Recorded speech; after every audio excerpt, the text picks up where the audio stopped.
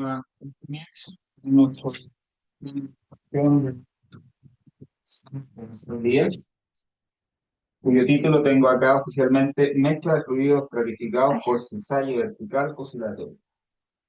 Entonces, Carla tiene entre 20 y 25 minutos para presentar y después vamos con las preguntas de la comisión y del público. Ya, muchas gracias. Bueno, como ya dijeron, esta es mi presentación de tesis para optar a mi título de Ingeniería Física. Está titulada Streaming Induced by Stratification. Entonces, lo que nosotros queremos hacer es encontrar una forma de producir mezclas a través de streaming producido por un cisalle que oscile. Entonces, mi tesis está supervisada por Leonardo Gordillo, aquí presente. Oh, nada. ¿No me está pescando?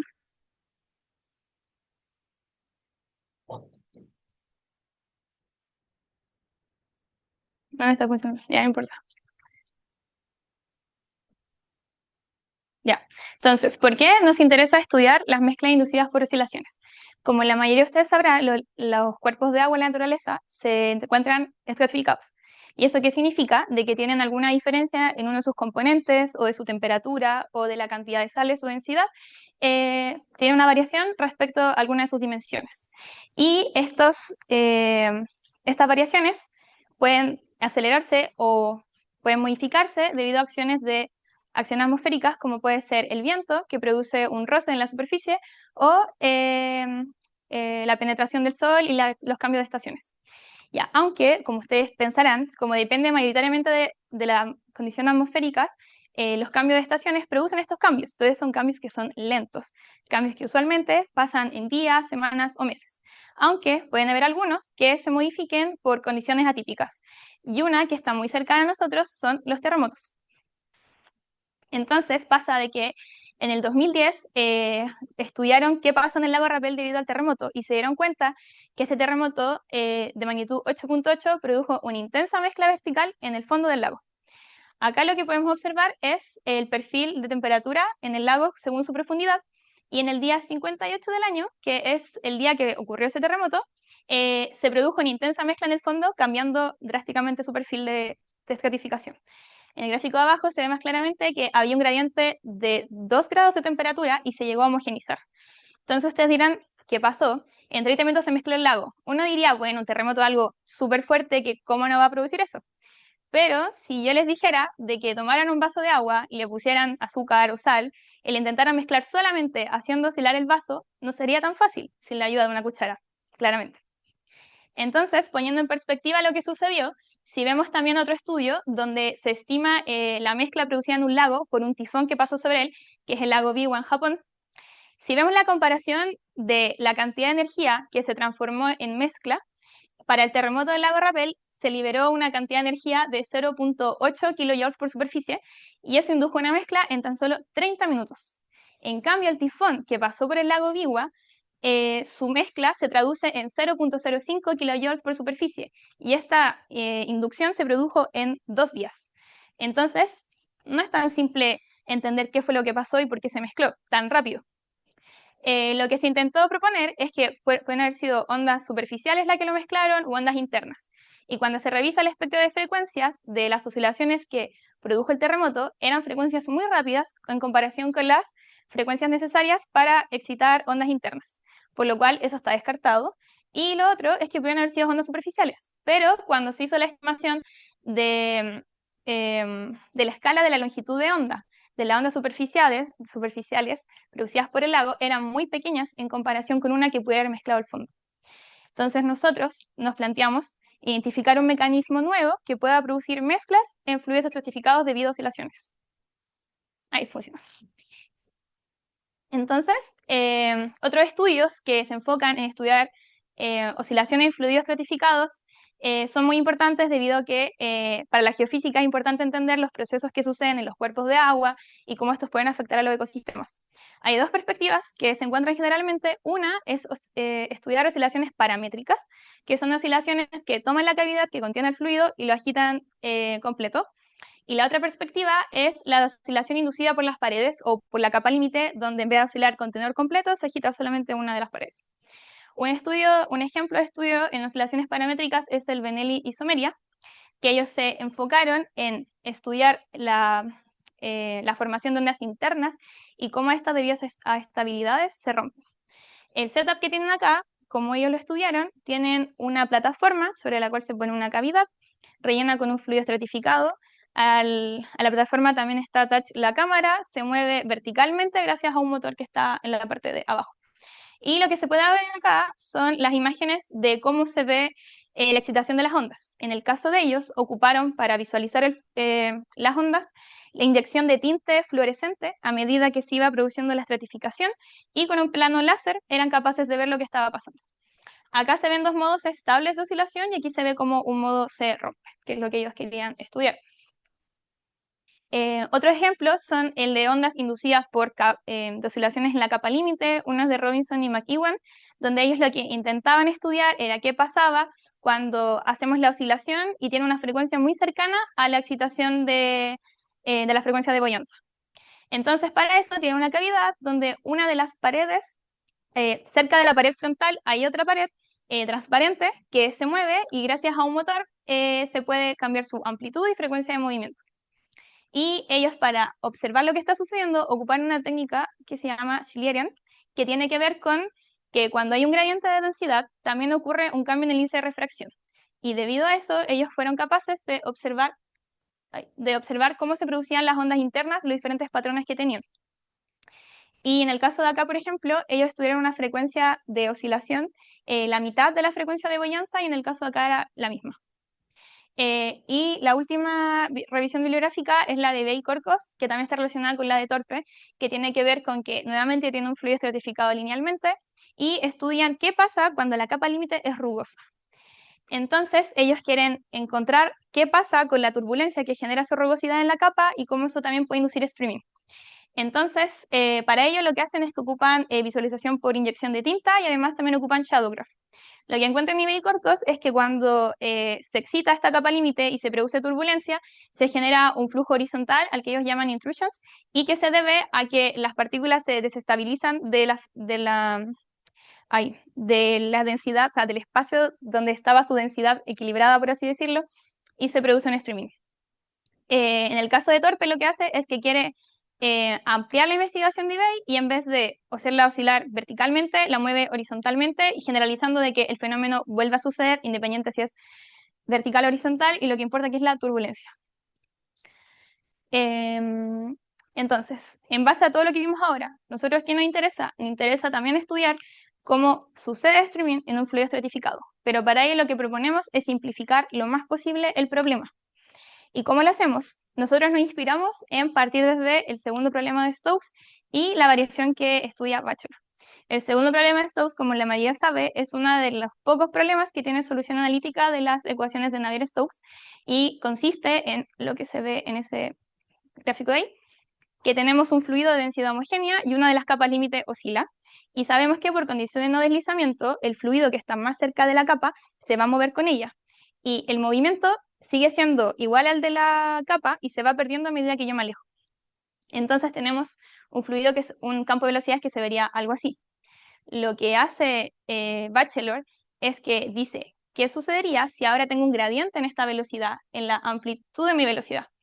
Por condición de conservación de masa, yo estoy estoy cambiando la velocidad de las partículas espacialmente. Las partículas que se mueven ahí se van a mover más lento que las que están arriba, porque hay un gradiente en la velocidad que yo le estoy dando a las partículas. Y por eso se induce circulación. Entonces nosotros lo que pensamos es, por estar modificando, por tener un gradiente en la inercia de las partículas, se genera circulación. ¿De qué otra forma también se puede inducir un cambio en la inercia si cambiamos la masa? Entonces, es por ello que nosotros lo que proponemos es tener un gradiente en la densidad del fluido, modificando la masa, pero conservando la oscilación con velocidad constante.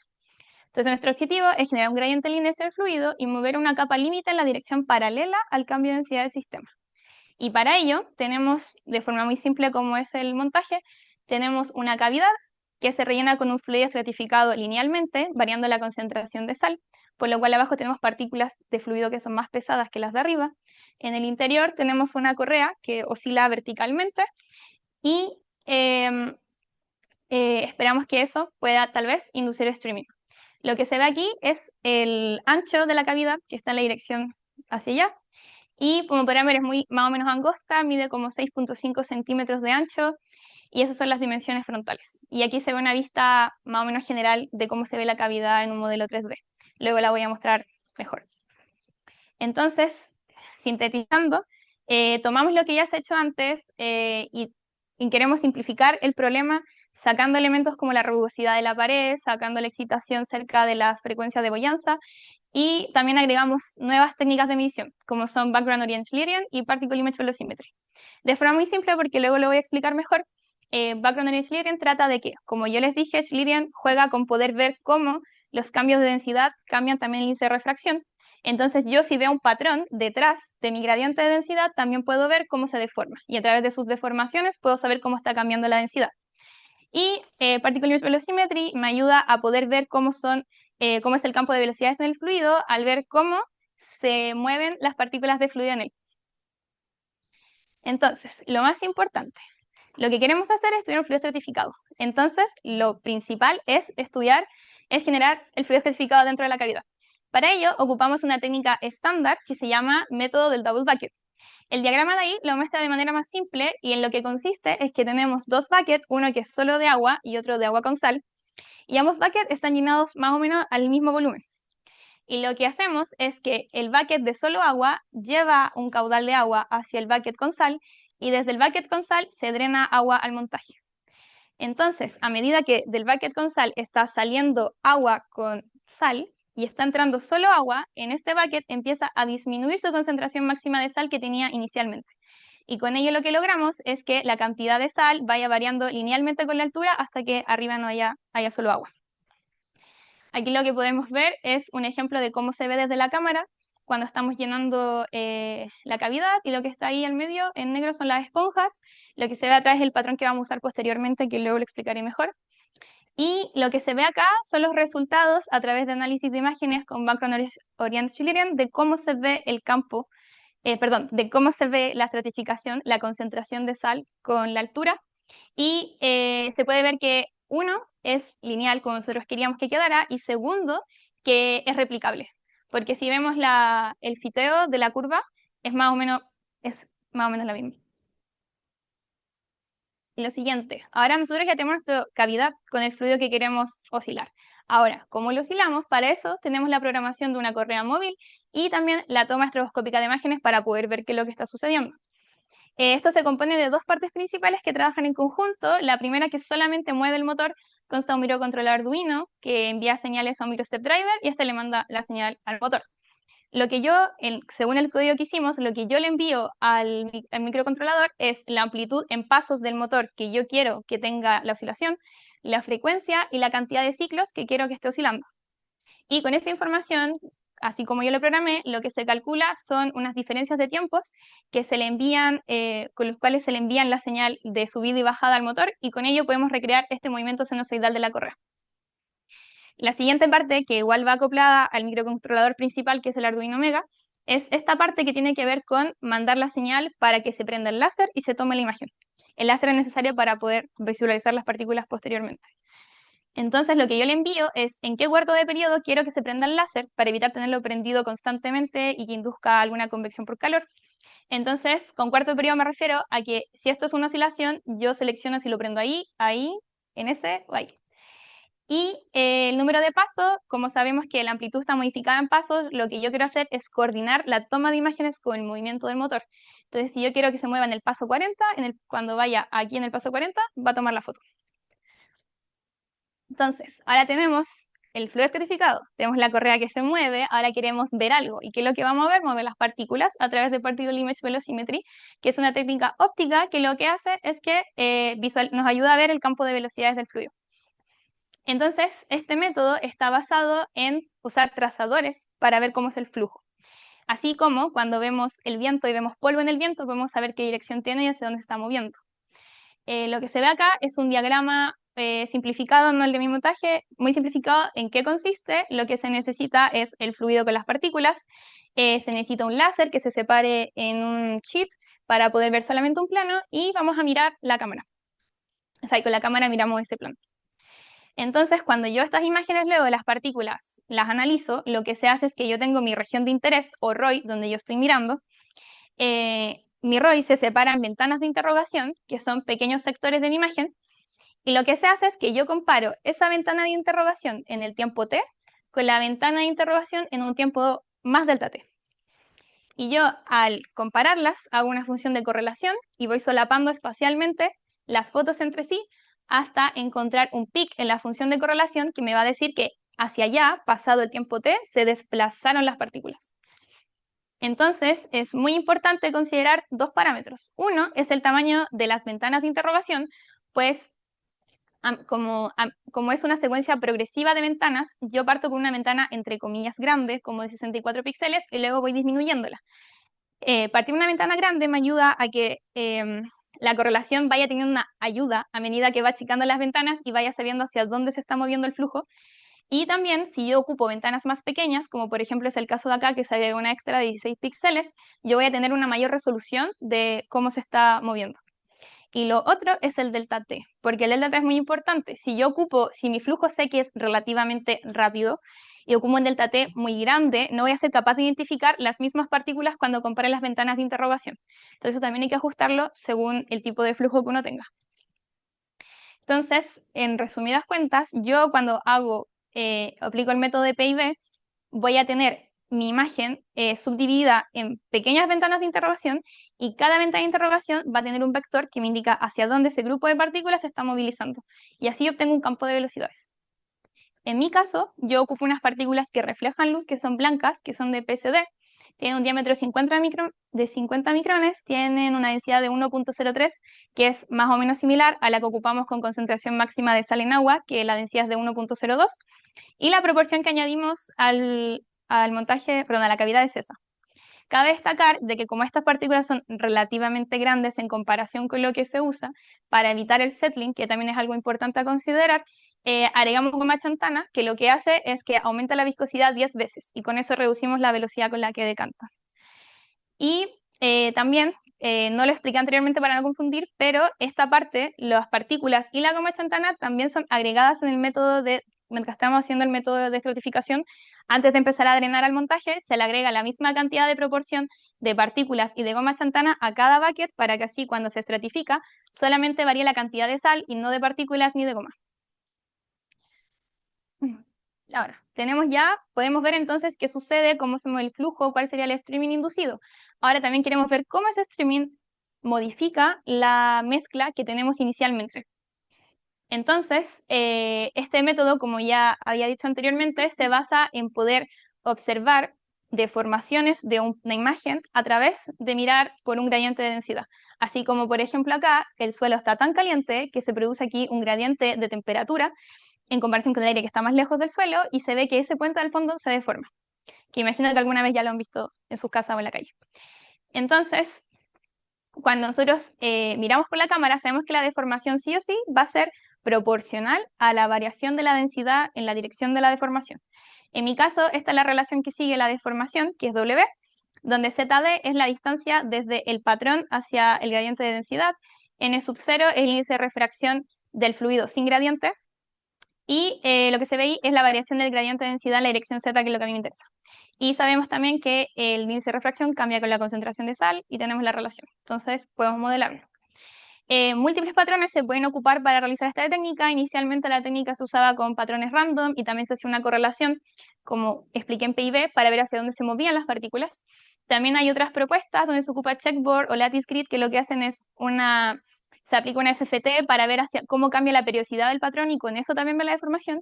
En nuestro caso hacemos algo similar, pero con otro tipo de patrón, que es este, que es un patrón de que si yo me muevo en la dirección vertical y veo la intensidad de los píxeles, varía como una sinusoidal. No tiene otra gracia. Pero lo útil es que yo sé de que mi imagen de calibración, que es cuando no hay un gradiente de densidad, la comparo con mi imagen deformada, que cabe destacar que esa deformación es sintética. Cuando yo la comparo, la única diferencia es que la deformada tiene una fase. Y esa fase me va a dar la información luego de cuál es la deformación y la puedo relacionar con mi concentración de sal. Así que ahí tengo todo. Los resultados que se me ven ahí son un ejemplo que yo usé para poder corroborar que mi técnica era correcta, porque si bien yo le mostré anteriormente un gráfico de concentración lineal aplicada, o sea, obtenida a partir de este método, yo quería asegurarme con algo que yo podía controlar, que estaba bien hecha la técnica y me estaba mostrando lo que yo realmente le estaba poniendo al montaje. Entonces lo que hice fue generar una estratificación de dos interfaces, donde al principio tenía 3% de concentración de sal, 2% de concentración de sal y nada de sal. Entonces, como se generan esas dos interfaces, cuando aplicamos VOS, podemos ver aquí en azul que aquí la intensidad del gradiente cambia, porque ahí se encuentran las interfaces, y aquí como todo tiene la misma concentración de sal, se ve más o menos parejo. Y aquí cuando revisamos la diferencia de los patrones, en esa zona y en esa zona donde están las gradientes, se ve también que las líneas se desfasan. Y luego aquí podemos ver la integral de este patrón en la dirección Z y se ve efectivamente de que los escalones calzan con lo que yo había puesto en el montaje. Y con esta medición fue que yo validé mi método. Entonces ahora ya tenemos todo para poder hacer el experimento y se ve como algo así en realidad mi setup. Yo tengo entonces mi cavidad que tiene una correa en el interior que va a oscilar gracias al motor que está abajo. Tengo un láser que me permite ver las partículas, tengo el fondo detrás y tengo mi cámara para visualizar todo. Entonces lo importante es que a partir de PID puedo ver el streaming inducido, a partir de VOS puedo ver cómo se mezcla debido al streaming y con eso tengo todo.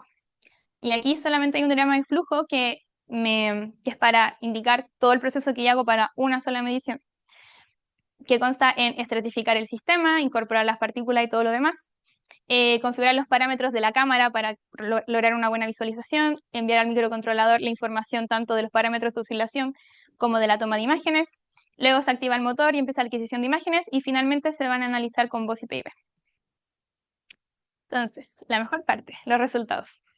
En un principio, lo primero que observamos fue mirar las partículas y encontramos un nuevo mecanismo no identificado al que le denominamos Layer Stream Bands, que lo que pasa es que por nuestro cisalle vertical indujo un flujo horizontal, que es la parte un poco contraintuitiva. Entonces logramos aislar el fenómeno y tenemos ahora un flujo horizontal que induce streaming debido a una oscilación vertical. Ahora ustedes pensarán, ¿y qué pasa si en realidad hay otras cosas que aquí están alterando el flujo y en realidad no es culpa de la oscilación?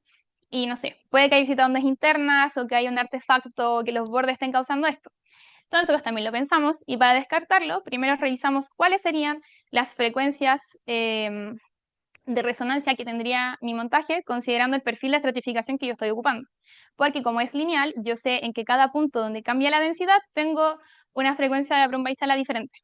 Y al graficarlo se ve como algo así y sabemos que la frecuencia máxima que yo podría ocupar para excitar ondas internas es de 0.1.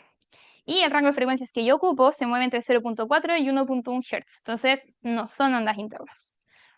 Lo siguiente es que replicamos esta medición con los mismos parámetros de oscilación, el mismo tiempo de medición, lo único que no está incluido es la estratificación. Aquí hay una cantidad de sal, pero está distribuida homogéneamente. Y como ven, solamente las partículas caen por culpa del settling y no pasa nada, aparte de algunas cosas raras que inducen los bordes. Entonces, descartado. Y ahora, cualitativamente, si vemos las principales características de estas bandas que nosotros observamos, nos damos cuenta de que son simétricas respecto al eje Z, en la parte local donde se observan. Dependen del espacio porque, como ven, no están distribuidas homogéneamente. Son estacionarias en el tiempo, que igual es importante. Le toma como 1 a 3 minutos en que el sistema se empiece a estabilizar y empiece a fluir las partículas de manera horizontal. Y también mantiene una estructura en el eje X. A lo que me refiero con eso es que el flujo, la forma que tiene el flujo, se mantiene en el eje horizontal, que después lo vamos a ver más en profundidad. Entonces, lo que ve la cámara es lo que está ahí. Entonces la cámara va a ver las partículas, también ve el fondo y la zona, perdón, la dash line roja indica la mitad de la cavidad y esa zona marcada con azul es el ROI, que corresponde a lo que estamos viendo aquí en versión campo de velocidades. Ya. Entonces, en este caso, en P-Color está la magnitud de la velocidad horizontal, que es lo que a nosotros nos interesa, y aquí se puede ver más claramente que existen dos jets que le denominamos que se alejan de la correa, y al mismo tiempo hay dos jets que van volviendo a la correa, y en este caso los parámetros de PIB que ocupamos para todas las mediciones fue esa progresión de ventanas, y se compararon las imágenes y estimas con una imagen después de 20 oscilaciones. Pues al final con lo que nos quedamos, porque el flujo era lento, era tomar una imagen después de cada oscilación. Pero si las comparábamos, no se lograba ver algo y tuvimos que ver cada 20 imágenes. Entonces, para esta medición, por ejemplo, que la frecuencia era 0.8, se comparaban imágenes cada 25 segundos.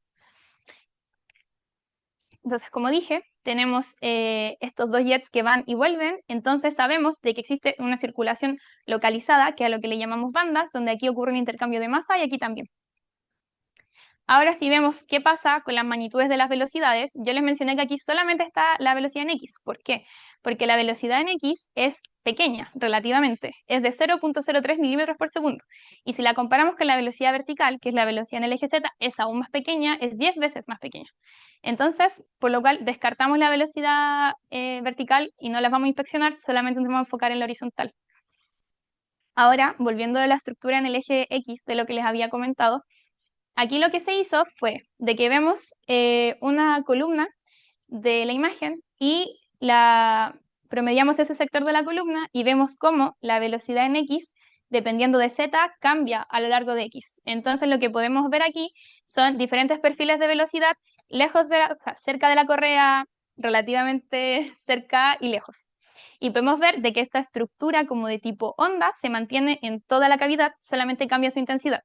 Y nos damos cuenta de que la intensidad mayor de la velocidad se ubica más o menos como en esta zona que es como relativamente cercana al centro. Ahora, todo el tiempo les estaba hablando de que lo predominante en todo el flujo es el flujo horizontal. Pero ¿qué está pasando cerca de la correa? Cerca de la correa sabemos que sí o sí, por condición de no deslizamiento, debe haber un flujo vertical.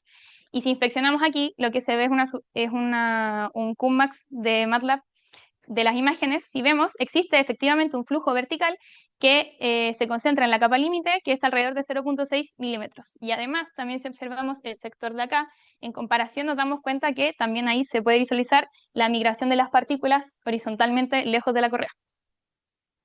Ahora, todo esto ha sido cualitativo. ¿Cómo lo caracterizamos de forma más precisa? Entonces lo que hicimos fue variar la amplitud y la frecuencia de la oscilación. Y con ello obtuvimos tres parámetros, bueno, más parámetros, pero aquí están los más importantes. Uno es la velocidad máxima, la longitud de onda, que es la separación entre los jets, y el wavelength Pack Intensity, que tiene que ver con que, como vimos que están muy localizados los jets, y a veces no está la misma cantidad de jets, este número nos indica cuántos flujos horizontales y verticales caen dentro de ese espacio que están ocupando. Entonces, lo que se hace es que aquí las líneas azules indican el perfil de velocidades que yo obtengo desde PIB, y con una FFT lo que hacemos es que obtenemos estos valores de acá, y la línea morada representa el valor o la forma, la estructura del flujo ideal que tendría con los valores que extraímos desde el PIB. Entonces, a través del heatmap lo que podemos deducir es que que la velocidad de los jets y la distancia entre ellos, la cantidad de los jets, sus tamaños, aumentan tanto con la amplitud como con la frecuencia. Ahora, ya sabemos entonces cómo se ve el flujo y cómo es el streaming. Ahora, ¿cómo el streaming afecta a la condición inicial de estratificación? Lo que se muestra aquí es la medición de el sistema bajo esos parámetros con la misma concentración de sal que hemos visto todo del 4% máximo en el fondo, que es relativamente lineal. En esta ocasión no me quedó muy bien, pero es relativamente lineal. Y cuando vemos cómo evoluciona esta condición inicial en el tiempo, podemos ver que efectivamente cambia el gradiente en zonas muy localizadas. Y esas zonas donde se ubican, si las comparamos con cómo se ve en esa medición el flujo, podemos ver que efectivamente donde ocurre el intercambio de masas, debido a que un jet va y luego otro se devuelve, se producen estas zonas donde aumenta el gradiente. Ahora, nos damos cuenta entonces que el streaming modifica la estratificación e induce mezcla, que es lo que estamos buscando. Y es un poco lento, porque si ven acá, estamos mirando desde los 30 minutos hasta los aproximadamente 3 horas. Ya, pero es lento respecto a qué cosa. Es lento respecto si volvemos al problema del terremoto, pero en el terremoto, si lo consideramos, el espectro de frecuencias que tiene esa oscilación era de entre 10 y 100 radianes perdidos por segundo. Entonces era una escala 10 y 100 veces mayor de lo que yo estoy induciendo. Por lo cual, ¿qué nos queda? Explorar otras frecuencias y otras amplitudes para ver cómo también se modifica la mezcla. Pero ahí tuvimos un pequeño problema. Pasa que, como ya les mostré anteriormente, teníamos 14 mediciones donde yo veía el fondo y veía las partículas, pero nos dimos cuenta muy tarde que el fondo que estábamos ocupando no era el adecuado para poder ver la mezcla, y estábamos ocupando un fondo que tenía una longitud de onda de 10 milímetros entre cada parte, o sea, entre cada longitud, entre cada parte negra y blanca, y lo que hicimos fue reducir la longitud de onda para tener mayor sensibilidad y poder mirar mejor, y con ese fondo fue que logramos hacer esta medición. Entonces, tristemente, solo tenemos una medición de mezcla, pero esperamos hacer más.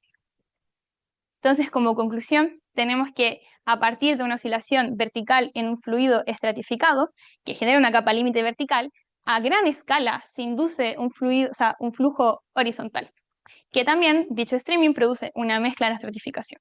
Entonces, nosotros logramos simplificar el problema, entender cuál es la raíz de que se produzcan estas intrusions, por ejemplo, que veían eBay, Corcos y Torpe, y por qué les daba circulación. Ella en su caso deducían que era por culpa de la turbulencia, pero si se dan cuenta, nosotros tenemos un flujo muy laminar, entonces nos damos cuenta que en realidad no era necesario. También logramos encontrar una magnitud máxima, una longitud de onda, un wavelength packaging, entonces logramos también caracterizar espacialmente este streaming. Y los pasos siguientes que quedan, como ya mencioné, identificar variaciones en la mezcla al modificar el cisalle, a lo que me refería anteriormente de también ver cómo la amplitud y la frecuencia modifican. Aumentar la resolución del barrido de amplitudes y frecuencia, pues como dije, solo pude hacer 14 mediciones por temas de tiempo. Variar el gradiente inicial, tanto su pendiente como su forma. Intentar encontrar una concentración máxima diferente en el fondo, o también hacer una discretización de la estratificación generando diferentes interfaces. Y desafíos es modificar las dimensiones de la cavidad, porque como dije, los jets están muy localizados y lo que queremos ver es que si les damos más espacio, aumenta la cantidad, y estudiar el plano XY con PIB, porque nosotros solamente estamos viendo el plano frontal, que es el XZ. ¿Qué pasa si también hay otros flujos que no estamos viendo en la dirección que está en XY? Ya, entonces, finalizando, agradezco a NIT y a los Fondesit que han financiado el laboratorio de Leonardo, también la Facultad de Ciencia que a través de los fondos concursales y sus becas de trabajo, han financiado mis becas de trabajo y las pasantías en el extranjero. Una de esas pasantías fue la que hice en el G-Flow Lab, que es el laboratorio de Hugo, que también le agradezco mucho, pues ahí hicimos las primeras mediciones del experimento. Ya. Y también al laboratorio de estructuras delgadas, que le decimos Other Lab, solo nosotros, nadie más. Ya, a toda esa gente me van a llorar. Y bueno, este trabajo ha sido obviamente muy estresante, como todas las tesis que ustedes han visto o que han hecho, pero aún así lo hice con mucha alegría. Gracias.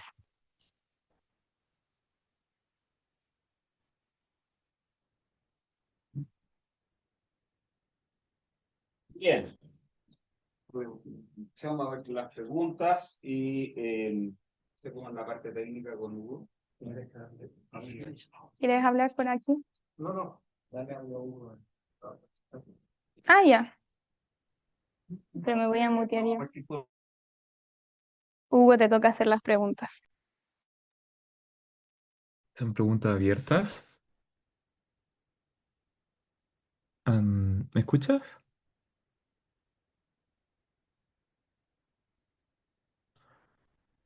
Scarlett, ¿me escuchas?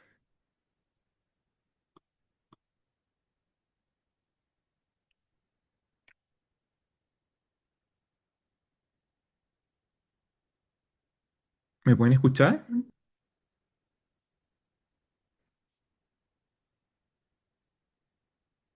Ay, ahora sí te escuchas.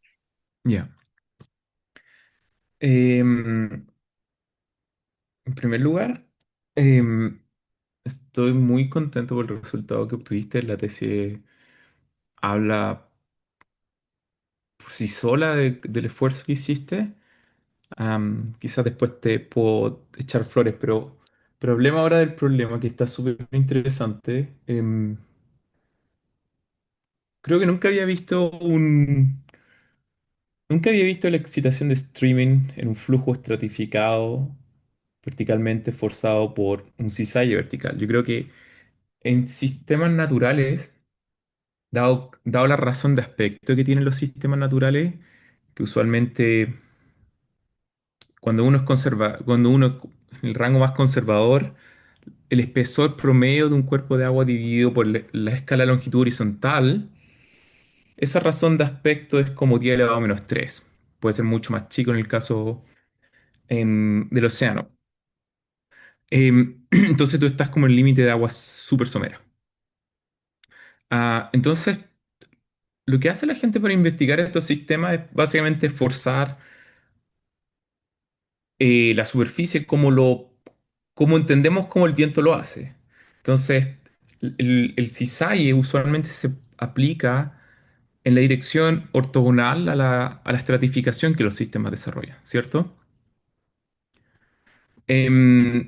Y en ese contexto, cuando, por ejemplo, hay oscilaciones periódicas en la superficie, hemos observado streaming a través de la estructura vertical. Hay varios trabajos, a veces muchos de ellos ni siquiera lo llaman streaming, pero son estos como background um, flows que sobreviven el promedio, ¿cierto? Que sobreviven el promedio en el tiempo. Pero yo creo que por lo mismo, por eh, el sesgo natural de la gente que estudia en estos sistemas, nunca yo creo que había visto un trabajo en donde el cisalle se pusiera vertical y en un sistema obviamente que tiene otras razones de aspecto, otras geometrías. Y yo creo que eso de cierta forma hace que tu trabajo haya permitido, yo creo que sin ir como tan, como descubrir algo nuevo. Literalmente creo que estás como observando algo que nunca había observado. Obviamente no tengo 100 años de investigación en esta área, pero nunca lo había observado. Y eso realmente creo que es algo sorprendente. Am, los resultados de la tesis, claro, son buenos, pero no muestran los videos. Entonces, claro, esta presentación realmente me permitió visualizar la formación de este streaming en la horizontal. Am, tengo una, hay un par de preguntas que tengo con respecto a tu montaje. Una es, ¿cuáles son una que es súper fácil de responder? ¿Cuáles son las condiciones de borde que utilizaste para hacer la inversión en voz? ¿Y cómo crees que esas condiciones de borde evolucionan en el tiempo? Es una de las preguntas. Luego, esa es fácil de responder, creo yo, pero como estoy curioso, la segunda pregunta que sería interesante es, ¿cómo cambia tu problema si en verdad, si en vez de difundir masa, iones, ¿cierto? En el caso de una estratificación salina, tú tienes una estratificación térmica. Y por último, la gente como en el área de geofísica, cuando los sistemas son súper someros, ¿cierto? Y tú estás como en un ambiente cuasi 2D, cuando los fuerzas, los sistemas, dependiendo a qué frecuencia los fuerzas, los sistemas pueden desarrollar cascadas de energía inversa. Significa que si inyectas a alta frecuencia, tú podrías excitar modos de baja frecuencia. Entonces, sería interesante que nos dijeras cuáles son las frecuencias que tú observas en tu sistema. O la órbita. ¿Cuántos duran las órbitas de tu streaming en comparación a la frecuencia que tú estás inyectando? Como para entender cómo la energía se empieza como a distribuir en el espacio, pero también en el tiempo. Esas son como las tres principales preguntas que tengo por ahora. Una es técnica, la segunda es como pensar en otro experimento y otra es como más como tener una idea de la estructura espacio-temporal de tu streaming comparado con el forzamiento.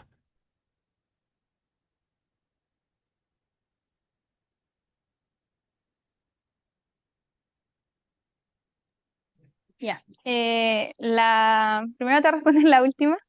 La última entonces tiene que ver con esto que decía de las cascadas inversas. Pasa de Ujú. que efectivamente en relación de cómo se mueve el fluido y de cómo oscila la correa, como dices bien, es una oscilación muy rápida en comparación con cómo circulan las partículas. Inclusive pasó de que como las mediciones principales que hicimos, que analizamos con PID, duraban tan solo media hora, no éramos capaces de ver que la partícula se diera la vuelta completa y hubiera hacia donde estaba. Porque no nos habíamos dado cuenta, como yo hice las mediciones al hilo, todas de media hora, después nos dimos cuenta que debería haber medido mucho más tiempo para realmente identificar esa frecuencia. Pero, por ejemplo, para darte una idea, en esos 30 minutos la partícula ni siquiera recorre la mitad de ir y volver. Es un Wow. poco menos de la mitad del periodo que le toma volver hacia donde estaba. Ok, o sea, hay una Respecto diferencia a en la escalas de pregunta tiempo. de las condiciones de voz, ahí no entendí si te refieres a las condiciones de borde respecto a cuando yo analizo las imágenes de la continuidad del patrón, o te refieres como a la condición inicial con la que yo estoy comparando los gradientes.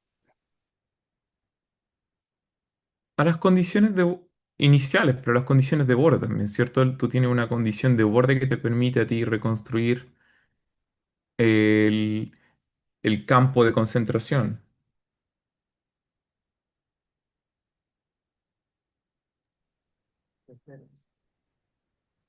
Ah, pero ¿te refieres entonces como al C0 que yo puedo obtener?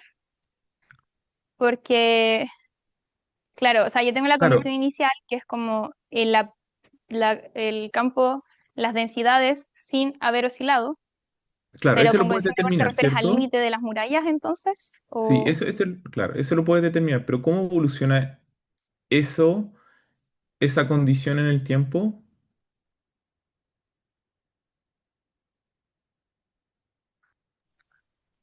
¿puedes volver a repetir la pregunta? Lo siento, es que hay un intervalo entre que yo dejo hablar y tengo que mutear el compu y mutearme a mí y todo eso, perdón.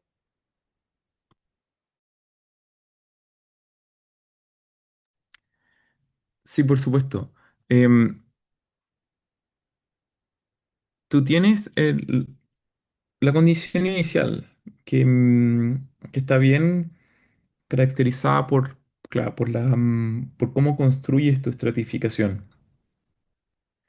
Pero ¿cómo evoluciona? ¿Qué tan sensible son esas condiciones en los bordes verticales, ¿cierto? A la evolución del experimento.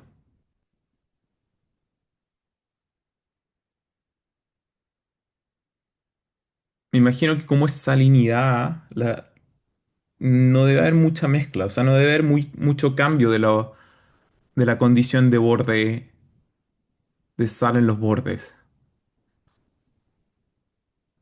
¿Eso es así?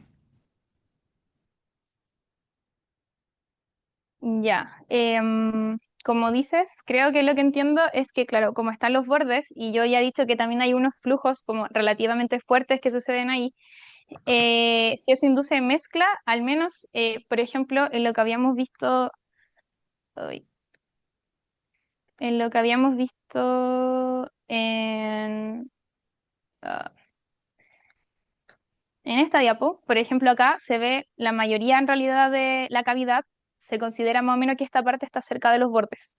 Y por ejemplo, sí se ve que efectivamente aquí cambia un poco la condición, perdón, aquí cambia un poco la concentración, pero claro, como está muy arriba está muy cerca de la pared y hay un intercambio, como la correa está al centro, pero igual hay un intercambio de volumen de agua entre las dos mitades del montaje, pasa de que probablemente sí hay una mezcla ahí, pero esa mezcla, inicialmente yo lo que hago es evitar mirar esa parte, simplemente hago eso. Pero para este análisis de imágenes, como queríamos ver el macro, lo consideré y se observa. Y por lo mismo es que luego acá, yo me enfoqué solamente dónde están los jets para ver, ok, pero cuáles son los cambios que realmente me interesan y no los que están producidos debido a los artefactos. No sé si te refieres a eso.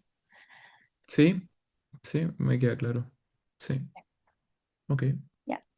Uy, y tu otra pregunta, no me acuerdo cuál era. La tercera, lo siento. ¿La puedes repetir? Eh, ¿Cuál era la tercera pregunta? O sea, ya hablamos del tema de la cascada inversa o la separación de escala entre el forzamiento y el periodo de la órbita. Eh, ok, ya me acordé. Em, Tú estás haciendo la estratificación con sal. Es el coeficiente de difusión de sal, no sé, pues 10 elevado a menos 9 metros cuadrados por segundo. Si creas una estratificación térmica, em, ¿tú crees que tus resultados van a cambiar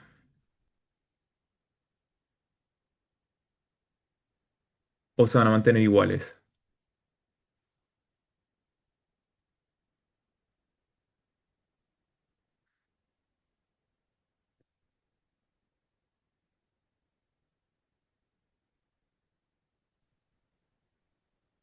Yo pensaría de que si la estratificación es térmica, primero tengo que tener sí o sí los bordes, si fuera vertical también, los bordes a temperatura constante, por lo cual ahí la temperatura siempre tendría que ser la misma. Y si bien eso modifica la densidad de las partículas, no estoy modificando un factor que afecte la inercia de las partículas. Entonces, puede inclusive de que sí se genere un streaming, pero más debido a la convección que generan las partículas por la diferencia de temperatura, que por la inercia, que es como lo que nosotros queríamos identificar. Al menos desde ese punto de vista lo analizo yo. Claro, yo pensaría que no debería haber un cambio, así como se debería observar. El tema de la difusión es que probablemente va a generar incluso más mezcla entre las zonas de cizalle, porque esta estratificación que tú tienes en tu caso es súper intensa, es como una estratificación, sí, súper, súper intensa. Entonces, de cierta forma, permite suprimir la transferencia, las oscilaciones verticales. En el caso térmico, considerando agua como fluido experimental, va a generar una estratificación mucho más débil. Entonces sería bueno como colocar este framework en términos de parámetros adimensionales y ver cuáles como son los rangos de parámetros que te podrían a ti como traducir esta información a sistemas naturales.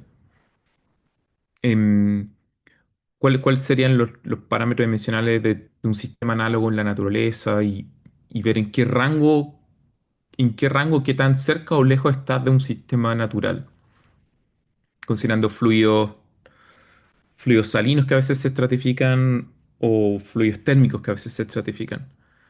Am, Creo que eso te va a permitir tener como una discusión más fuerte y cuánto de esto se traduce no sé, po, a cuerpos de aguas como los que discuten la introducción. Pero obviamente pero vuelvo a lo que traté de decir inicialmente.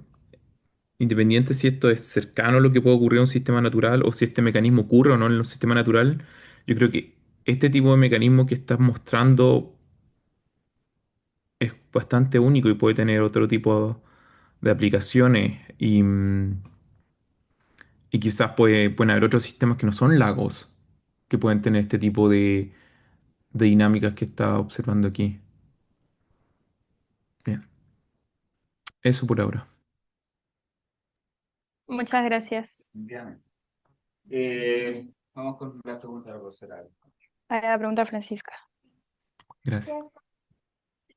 También te quería felicitar. Me encantó tu presentación, muy Gracias. se nota cómo dominas todo, tienes todo muy claro y lo mismo se dio en el escrito. Mm. Así que fue muy agradable leerlo. Em, ya, yo tengo algunas preguntas que supongo que son más fáciles que las de Hugo, pero quizás también como un poco para el público, no sé. Cuando ustedes cambiaron la viscosidad del sistema, mi pregunta es si ustedes creen que alterar la viscosidad como que tiene algún eh, efecto en lo que ustedes están observando. Y si están planificando cómo cambiar eso, quizás para el futuro, como variar la viscosidad y ver si esto se atenúa o no. Ujú. Sí, sobre eso nosotros de hecho en un principio no queríamos ocupar, o sea, queríamos ocupar la viscosidad que tiene el agua naturalmente y la que aumentar, agregar la sal, que no es tanta. Pasa que como tuvimos, es como toda una historia aparte de un problema con las partículas que estábamos ocupando inicialmente y no se veían, cambiamos de partículas. Entonces fue como un cambio espontáneo y al final aumentar la viscosidad fue como un salvavidas a que las partículas no se cayeran, porque eran partículas grandes, cayeran. Pero, claro, como dices tú, también pensamos de que al haber agregado la viscosidad también ayuda a, como se dice, como a reforzar probablemente el movimiento de la capa límite y que también eso como que acrecentara aún más el flujo horizontal. Entonces, sí pensamos que puede que la viscosidad, al ayudar a que arrastre más partículas, acrecente tal vez el fenómeno. Pero también queremos hacer, o idealmente cuando luego tenga tiempo, hacer experimentos sin la viscosidad, cambiar nuevamente las partículas para no necesitar la viscosidad y ver qué tanto influye. Luego, cuando se observan estos shear bands o estas como ¿cierto? Estas penetraciones que tuviste que se generaban. También me pregunto si ustedes lograron o logran tener alguna intuición si la escala de longitud de la penetración está como con qué escala de tu sistema, con la profundidad, como si tiene actividades. Em, no hicimos una revisión exacta de cómo escala qué tan lejos llegan las partículas, pero podemos intuir que revisando la velocidad que tienen las partículas horizontalmente, podemos pensar de que como aumentaba la velocidad con la amplitud y con la frecuencia, probablemente escala con cuánta amplitud se mueve la correa y qué tan lejos llegan. Pero también, como dije, queremos aumentar la dimensión del montaje para ver realmente hasta dónde llegan, porque puede que yo veo que siempre van y vuelven, pero porque se chocan con la muralla. Entonces también puede ser de que si alejamos la muralla, llega un punto donde vemos que se paran, vuelven y aquí no pasa nada. Claro, también el mismo confinamiento puede estar jugando un rol en Sí, la formación, exacto. o sea, de la circulación. Ujú. Y lo último es como si tú pudieses explicar con las manos lo que tú crees que pasa. Porque yo tengo una idea de cómo, por qué se está generando ese vórtice, ¿no? O esa Ujú. circulación. Pero yo no sé si es lo que yo tengo en mi mente es la explicación. Entonces, ¿tú tienes como una explicación como que pudiese estar con las manos de por qué se está formando esta Ujú. circulación? O sea, así como lo veo yo y como lo entiendo, viene siendo como por una razón análoga a la que expliqué de cuando tenemos un gradiente de velocidad y tenemos una densidad homogénea.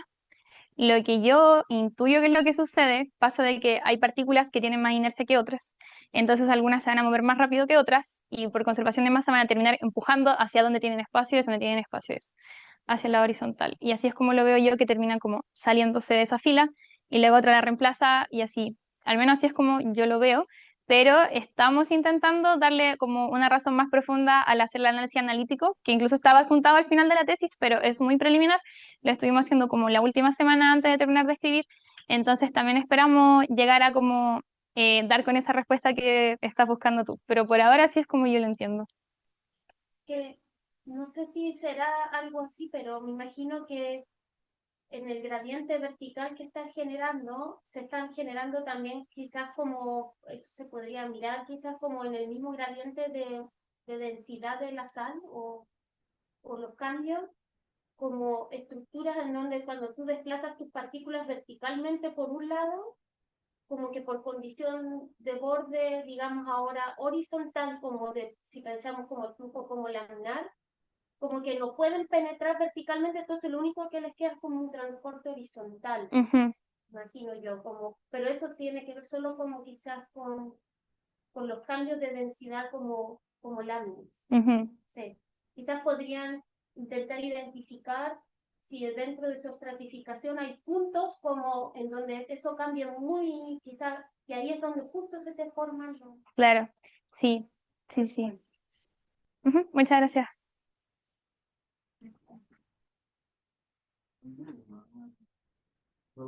Salió súper bien. Gracias. Oye, nada, no me quedan muchas preguntas porque nos las hemos hecho casi En todas. todas, claro. Pero hay una cosa que me gustaría que dijeras, que es la difusión. ¿Cuánto tiempo tarda tu montaje en difundir? En Ah, librar la sal, como para hacerse una idea de cómo se compara esto con el tiempo del fenómeno que estás. sí, claro. Ya, tristemente ese gráfico no está puesto aquí en la presentación, pero claro, como dice Leonardo, pasó un tiempo en que como solo hecho de hacer la estratificación toma aproximadamente 1 hora o a veces hasta me tomaba 2 horas en un comienzo, yo me preocupé de qué pasa si en realidad lo que estoy viendo yo no es lo que yo quería que ocurriera porque por difusión se perdió el gradiente. Entonces lo que hicimos fue generar una estratificación donde solamente hubiera una interfase, es decir, que aquí había agua con sal y solo agua, y fui modificando la concentración de abajo, y al hacer eso, a medida que variaba el gradiente, iba viendo cómo en un rango así como de un día completo, cómo se iba perdiendo la difusión, y en realidad le tomaba así como 4 horas en realmente como que se viera un cambio, y también se veía de que a medida que el gradiente era mucho más fuerte, la difusión actuaba mucho más rápido, cuando el gradiente era bajo, la difusión era casi nula. Entonces, en nuestro caso, como el gradiente local es tan pequeño, probablemente es una escala muy diferente a cómo difunde el montaje a cómo nosotros lo estamos mezclando. Y por último, relacionado con esa pregunta, 2 días después, 3 o 4 días después, lo que sea necesario, ¿qué esperarías ver en el campo de velocidades en este momento? Considerando que está la estratificación y está oscilando después de 4 días. Bueno, yo esperaría que justamente debido a a las bandas de estratificación se produzcan, entre comillas, interfaces muy marcadas y que luego, pasado el tiempo, como se está marcando y se está perdiendo el gradiente inicial, deje de ocurrir el fenómeno y, entre comillas, terminan muriendo las bandas. O eso espero yo que pase. Gracias. Si alguien del público tiene algún comentario. No, profesor. ¿Todos son profesores? Oh. De la gráfica, bueno, primero felicitaciones, es un orgullo verte Ujú. allí defendiendo tu tesis después de haberte tomado en el primer curso de física que hiciste aquí en el departamento. Y magnífica presentación, bonito trabajo, se nota que aprendiste muchísimas cosas distintas, Ujú. técnicas distintas, eso, que servirá para el futuro de seguro. De la gráfica de la derecha, no aparece, lo que se me ocurre es que no aparece una onda cuasi estacionaria ah, oscilando verticalmente en este fluido, ¿no? Claro, sí. O sea, nosotros consideramos de que debido al... De hecho, la parte que no vieron hoy día es que cuando hicimos el modelo analítico, por ejemplo, consideramos que justamente lo que hace la correa al desplazar las partículas genera un tipo de oscilación en la densidad y esa oscilación justamente también se transmite en el eje horizontal. Entonces puede que esté relacionado con lo que dice usted, efectivamente. Y lo otro, mencionaste que van a analizar distintos tamaños de la cavidad. Me imagino que pienso que sería interesante ver el tamaño muy pequeño a tamaño muy largo, muy grande. Ujú. Claro, pensaba así. Eh, Un tamaño más grande simplemente que el actual. Así como yo lo había pensado, era más grande que el actual en dirección vertical y horizontal, pero no había pensado en achicarlo y ver cómo variaba eso. También sería una buena idea. No sé. Ujú. Y lo otro que tu gráfico me plantea la pregunta, que no fue totalmente lineal, Mm.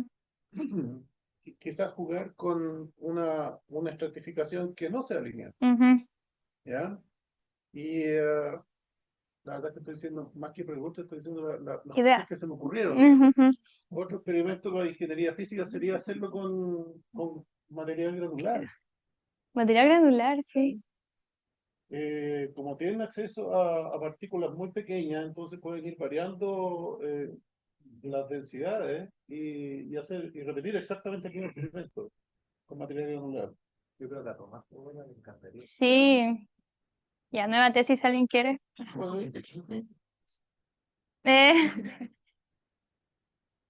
eso es lo bonito. Eso. Gracias. Gracias, Lautaro. Bueno, primero que todo, Scarlett, me sumo a las felicitaciones de la comisión de los profes. Es un muy bonito trabajo, bien interesante y sobre todo que tiene alta dificultad técnica el experimento como tal. Sí. No parece tanto quizás, pero hacer un flujo estratificado, Ujú. mucha paciencia y determinación de intentar hasta que se consiga esa estratificación lineal. Así que aunque Sí. no es 100% lineal, realmente es un súper buen trabajo. Ajá. Y en base al resultado, la verdad es que, bueno, al igual que el profe, se me han ocurrido harta idea. Y principalmente un parámetro que no sé si es que ustedes lo midieron o lo compararon es la vorticidad. Y quería Mm. saber si es que lo tomaron en consideración o lo midieron del mismo PLA. Creo que uno mismo puede Ujú. sacar la vorticidad sin mucha complicación. Y bueno, a partir de eso, si el flujo es rotacional o rotacional, ¿qué otra característica interesante tú crees que de la vorticidad se podría extraer como de tu experimento? Sí, de hecho la vorticidad era un parámetro que debería haber considerado y que al final no lo tomé en cuenta, pero sí debería haberlo hecho. Y cuando tú dices de PaveLab es muy sencillo hacerlo, pero al final no ocupamos PaveLab para hacer el PIB, y lo que ocupé fue un código que había hecho Leonardo en el pasado que desempolvé, que me servía justamente porque como mi fluido no variaba en el tiempo, sino que mi flujo era estacionario. La gracia de ese código es que hace un overlap temporal y así podía mejorar lo que me daba PaveLab, porque PaveLab igual tiraba varios como outliers y cosas feas que tenían algunos errores, entonces con ese código lo puede mejorar. Entonces, como no lo tenía a mano, por eso como que yo creo que pasó desapercibido y no lo tomé en consideración. Pero sí debería revisar ese valor, y también yo creo que el valor de la vorticidad también me serviría para realmente convencerme de que existe el intercambio de masa y que hay un streaming justamente donde creemos que está. Pero por lo mismo es que también queremos ver el otro plano, porque una idea que teníamos que podía estar sucediendo, como no teníamos esta mejor vista al cambiar el patrón, era que tal vez las partículas se ve que van y vienen, pero tal vez van y viniendo en su propio plano y no estaban circulando en esta dirección. Pero al ver que existe la diferencia, por ejemplo, de gradiente ahí, sí pensamos que existe algo en esa situación, entonces el extraer la vorticidad serviría mucho para corroborar eso, pero sí debería haberlo hecho. Otra pregunta.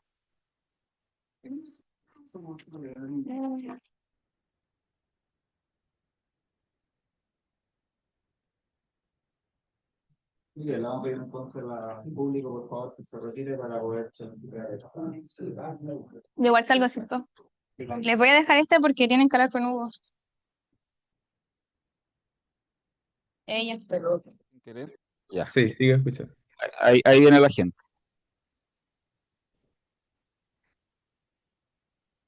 O sea, por aquí.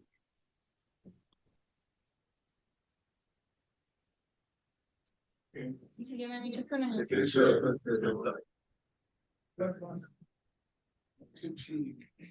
vez de ponerme el micrófono, me puse eso. ¿Ah? Sí, sí, sí.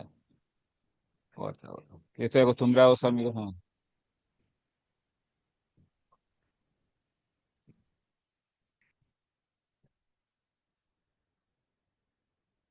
Muy bien. Entonces,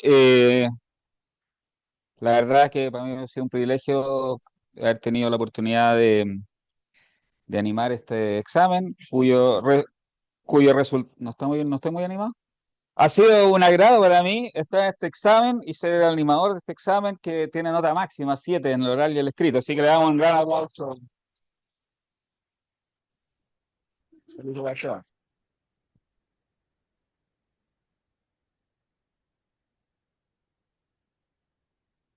Y ahora va a decir unas palabras, me imagino. Ya, solo voy a decir gracias en general a todos, porque soy muy llorona y si digo algo más me voy a llorar. Pero muchas gracias de verdad a todos, a Hugo, a Leonardo, que bueno, con Hugo hice las primeras mediciones finalmente, pero toda la idea viene de Leonardo y todo el apoyo y todo lo que vino después. Así que gracias a los dos. Muy bien. Aplauso entonces nuevamente.